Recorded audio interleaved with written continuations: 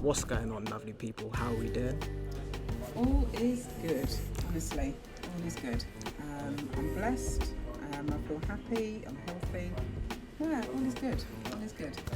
Well, we're sitting down here with the incredible Anita Herbert, who I've known since I was really, really small back in the day. And now we've got the opportunity to sit down and talk a little bit about some of the work that you've really done in the community and things like that. So before we get started, formally introduce yourself to the people. Well, lovely people. It's a pleasure, and it's wonderful to be here with Theo. Bright young man, very talented, and I feel honoured to share for him, to allow me to share this stage with him. So my name is Anita Herbert, and I'm the director and founder of ADL Connexions. Slough born and bred. Slough's my home. It probably always will be my home. My passion is the community, so ADL Connections is all about creating tools and opportunities for people to do the best that they can do.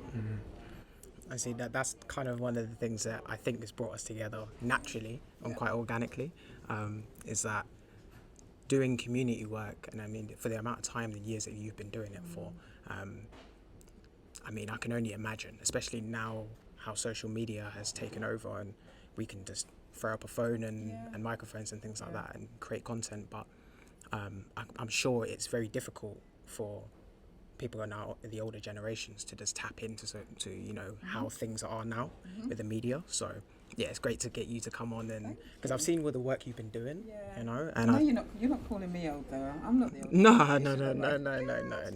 I know you're savvy. You got the Apple. Look, see, you got the watch on. There you go. Yeah, see, that's my best. I'm telling you. Yeah, you got to stay.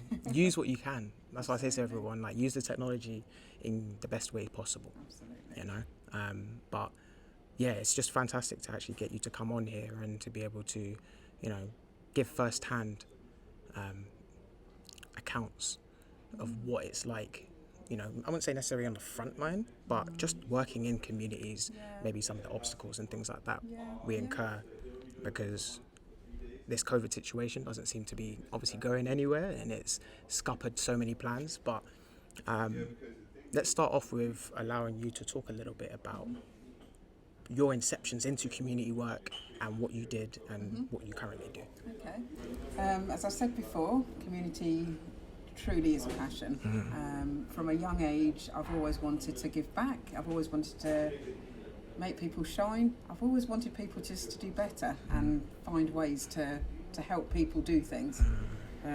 So it goes as far back as I used to be a youth leader, a brownie guide leader, just doing stuff. I used to always do things for my siblings, for their friends.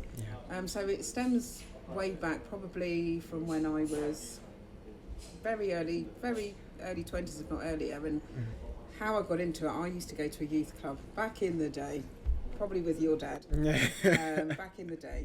And youth club culture. I've spoken about that quite a bit on the podcast. It's crazy. It's disappeared. Yeah, Dawn was talking about it. Like, it's crazy how much they were integral when we was growing up. I mean, I think I was the last generation that got a taste of what the youth clubs did, and you can see how it's changed socially now. Like how people socially connect. They use devices as opposed to start conversations. But I don't think it's a negative. I think we can use it in a positive way. But lack of communication is a massive factor in this generation. Speak Our on that. generation too. And bringing it back even to the youth clubs, we'd go there on a Friday afternoon. We'd go there on school holidays. A safe place where you can network, where we learnt skills that we probably at that time didn't even realise we were learning. Or didn't even think they were important at the time. Yeah. Exactly. We didn't. Actually, we thought we're going there to play a bit of fun. I used to go there to eye up a couple of boys. Don't tell my dad.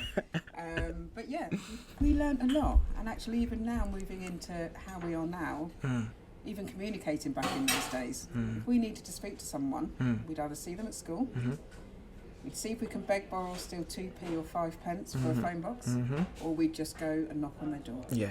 But now, it's too easy not to do that, isn't it? Yeah. It's too easy not to do that. So for me, youth clubs brought a whole heap of communication and just so many different levels. Yeah.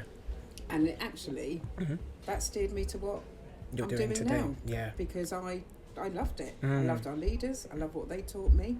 I loved what they were about. I love the whole networking thing. Obviously, I didn't know that word at that time, but now I look back and I think, gosh, I was networking. Yeah. I was learning skills. Yeah. So that is naturally where I've moved into.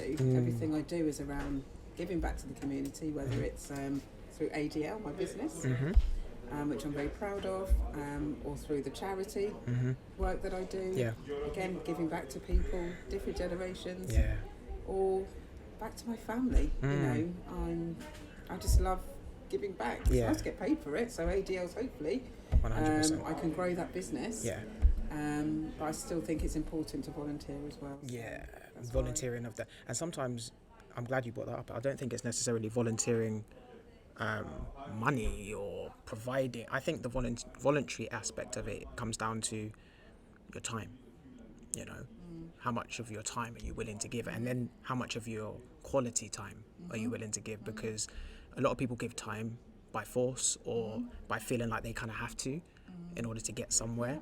But I think when you actually live in moments and you live in the experiences and you truly appreciate those moments, that's what I'm talking about in terms of quality time. So when you come and volunteer, you're not doing it because you want to look good or you want somebody to say, oh, look, you're doing some charitable work. You're just genuinely doing it, like you said, because you're passionate about it. Absolutely. And I've learnt so much skills, so many skills through volunteering. As cheesy as it sounds, like generally, I have learnt so many skills. So I would encourage you, if you're listening, please go out and volunteer. Yeah, facts.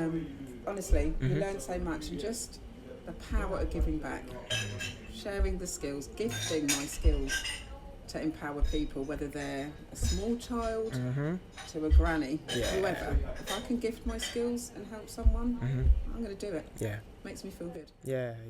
The feelings. Yeah. That's that. It comes back to that all the time. And I think, you know, fast forwarding a little bit to current day, where we're at with COVID and situation.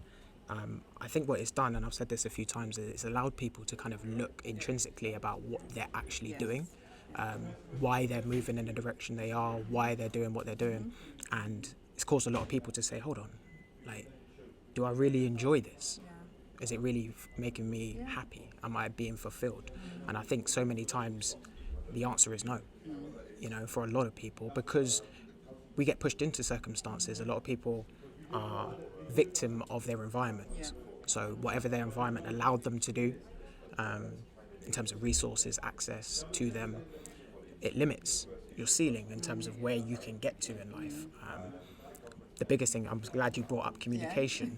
I'm glad you brought up communication, because that's probably the biggest thing that I've noticed that's allowed me to be able to bridge gaps and be able to create new connections. It's the fact of not being scared to start new conversations and share opinions and just share like the things that you love and you're passionate about.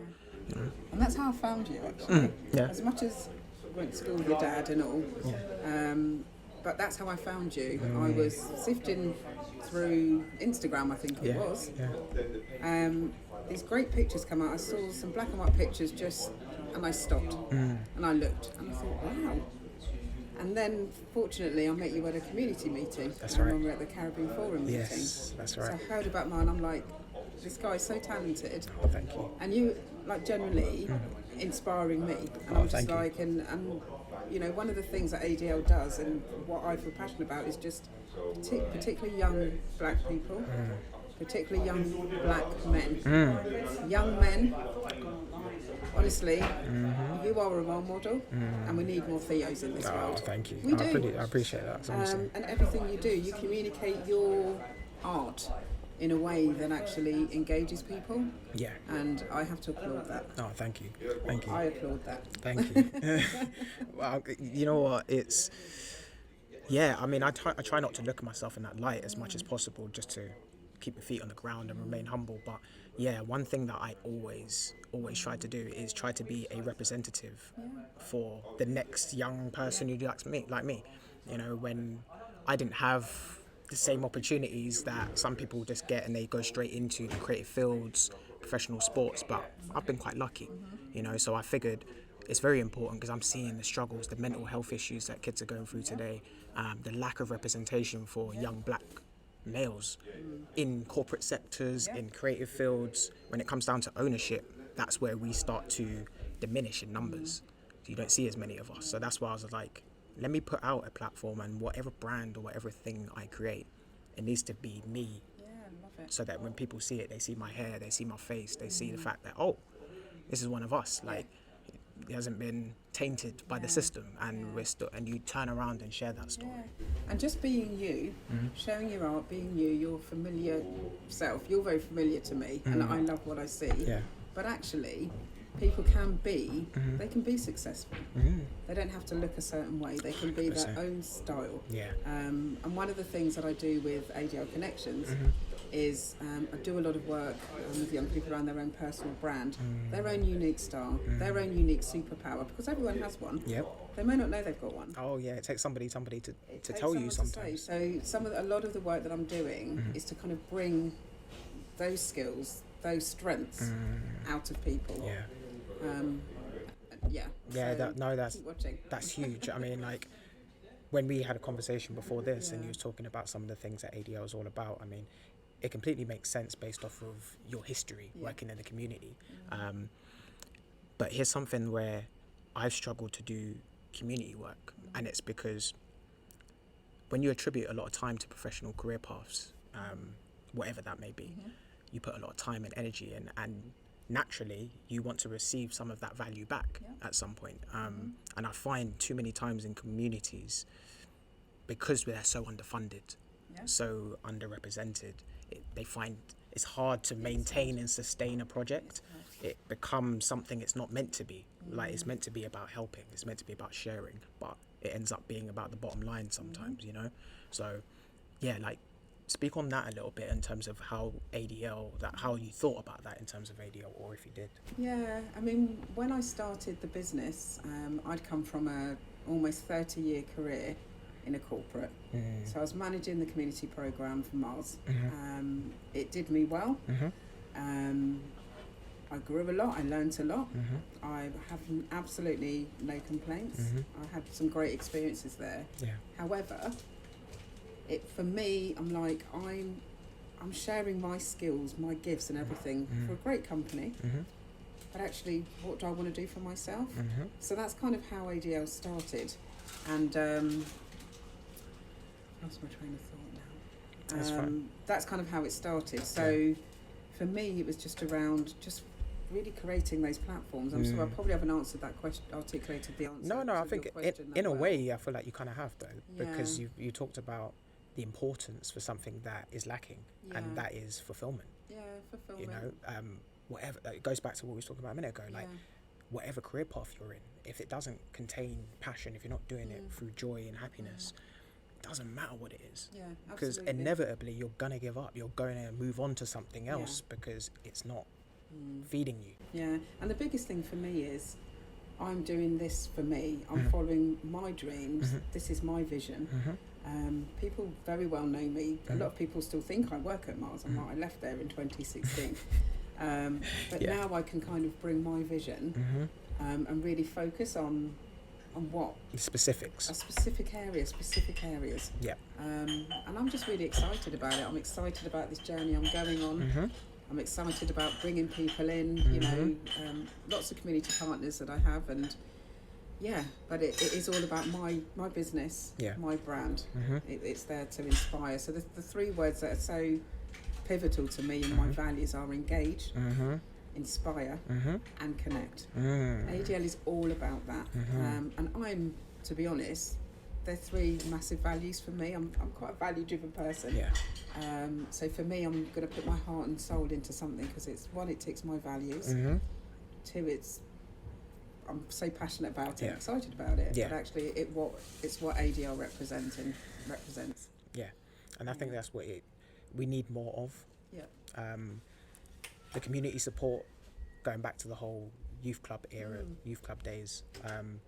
It was a perfect stepping stone, a great foundation point to go off into the world and do whatever you're passionate about. I remember when I used to go youth club, SYPC days and all that sort of stuff, and table tennises and people over there playing PlayStations and Nintendo, and then you got some people spitting bars over there, and you know, it was just a unique cluster of just like unions and creativity. And like you said, a lot of people just went there just because they never really wanted to do anything too deep. They just wanted to be connected. Exactly. And then later down the line that turns into something or manifests. Exactly. I'm hoping that COVID will, there's lots of challenges, lots of negatives around COVID, but I'm hoping that people will see the opportunities. We're stuck at home, lockdown number 2, 3, however many it is. I've lost count. Remember now. We're stuck at home, but you know what, for me, COVID has given me the space, and I'm hoping it will give people the space to see, just to see, you know, these are things that I can do. You know, a lot of people are doing things virtually now. That's right. We can't meet face to face, you know.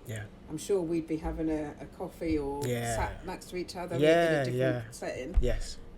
Or more people around, sort of joining in and stuff like that, and we can't do that, so we are all having to adapt. Young people, older people, you know, I'm teaching my mum Zoom.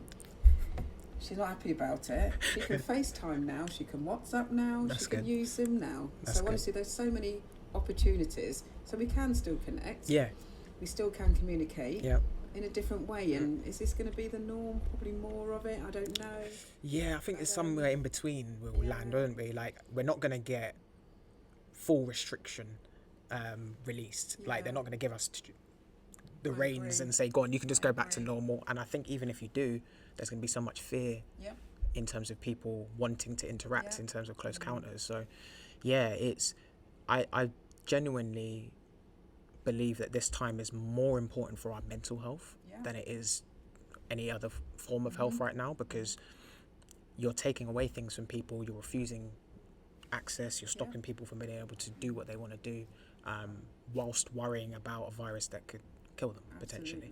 You know, so mentally, not everyone deals with things the same way. And that's why I thought it was important that the After You podcast was about bringing on other people who resonate and share with that message.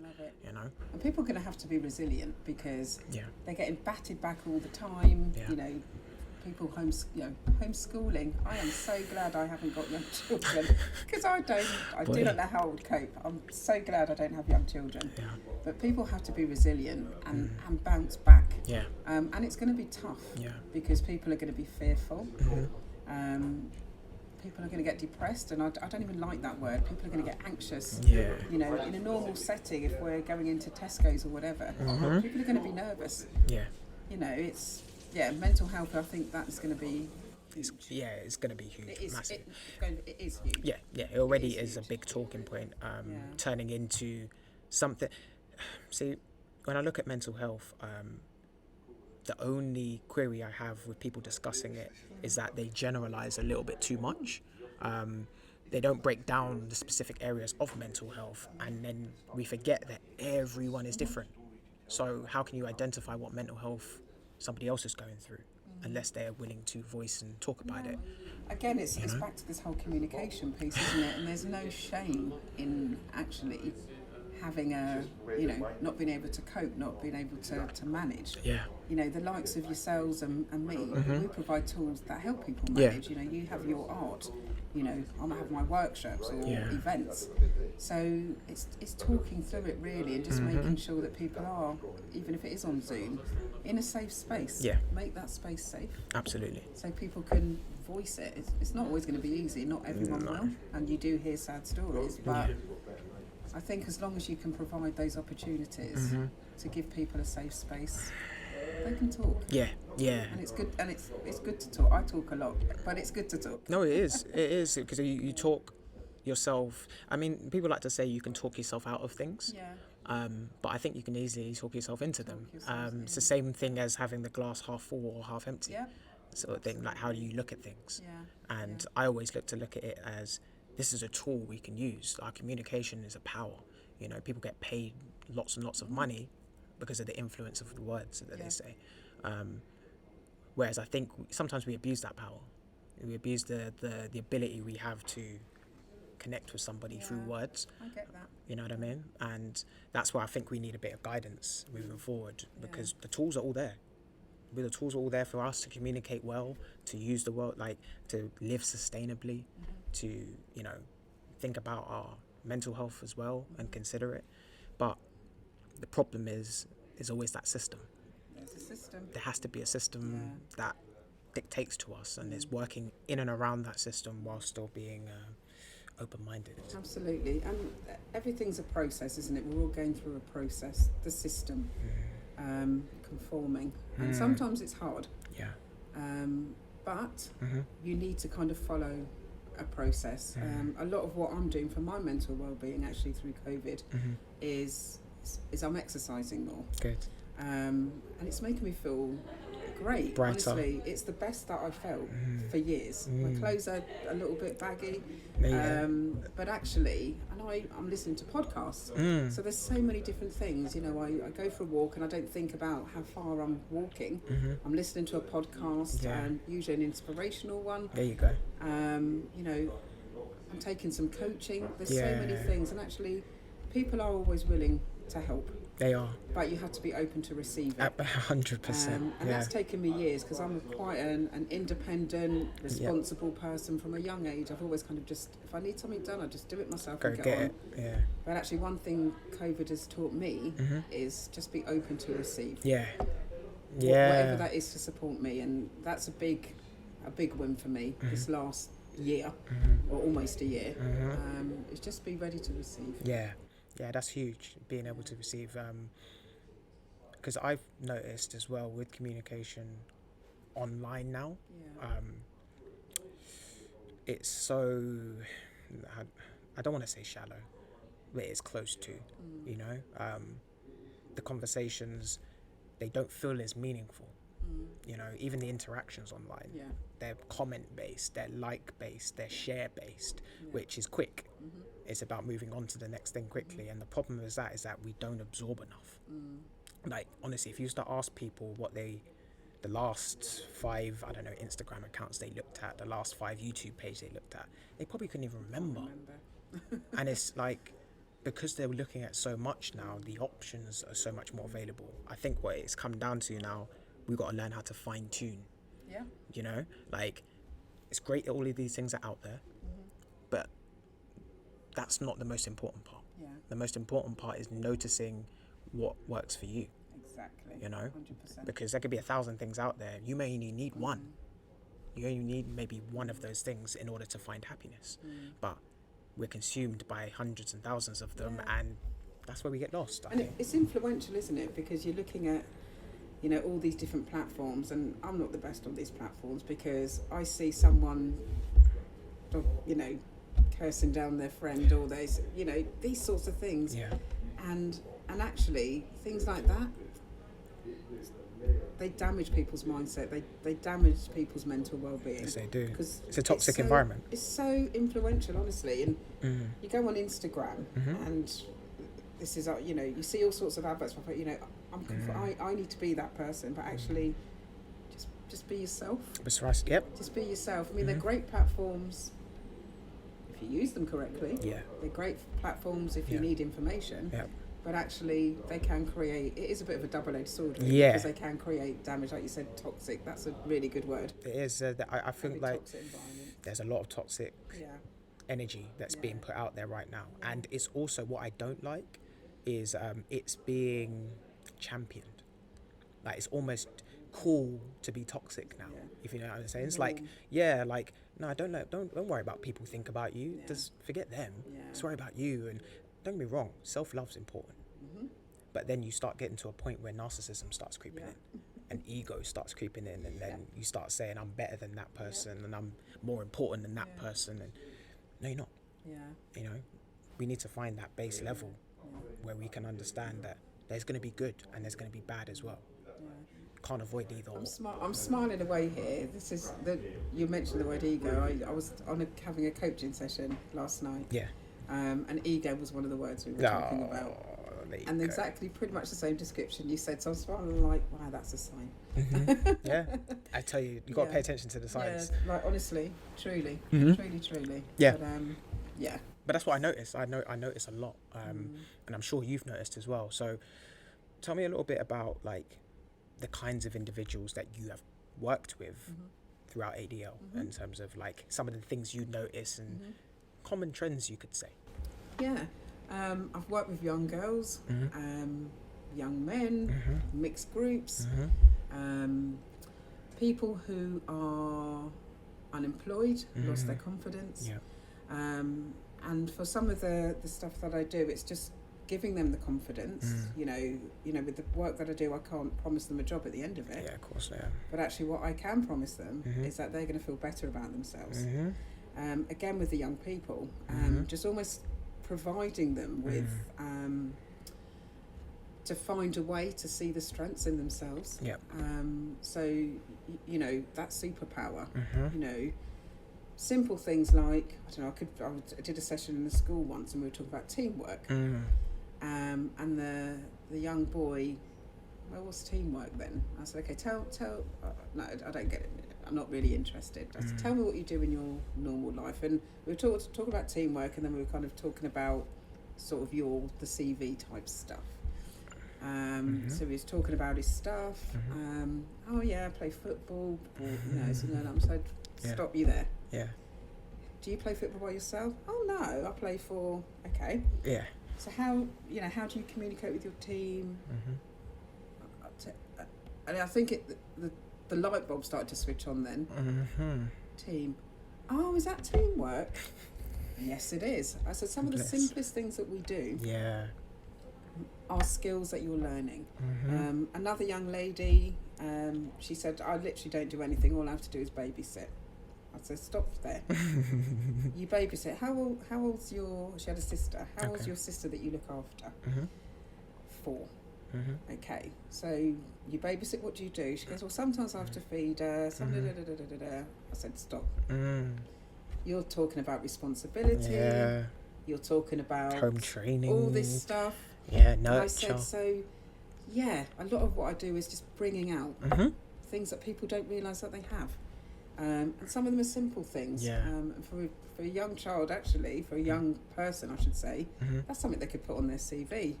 But they don't think like that. So again, it's just bringing out those strengths. Yeah. And those superpowers, really. Yeah.